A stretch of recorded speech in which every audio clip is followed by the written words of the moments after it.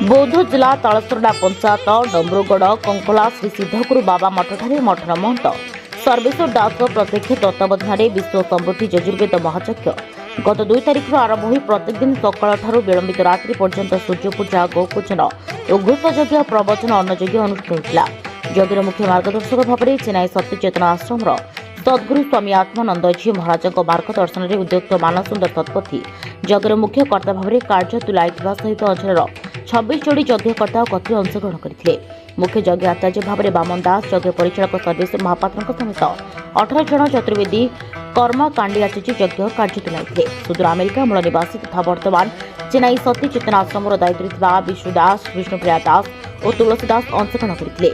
यह अवसर में वेद महात्म्य प्रवचन कार्यक्रम में स्वामी आत्मानंदजी महाराज अवसर प्राप्त निदेशक ओडिया भाषा साहित्य विभाग तथा कुलपति वेद विज्ञान विश्वविद्यालय तिरुवंतमलाई चेन्नईर डॉक्टर हरिहर काणुंगो भुवनेश्वर अधिवक्ता लेखक तथा साहित्यिक डॉक्टर ललित नारायण रथ राधामाधव आश्रम मुख्य आचार्य आदित्य दास पूर्व यज्ञ कमिटी सभापति तथा प्रवक्ता गौरी प्रसाद साहू वक्तव्य रखिले।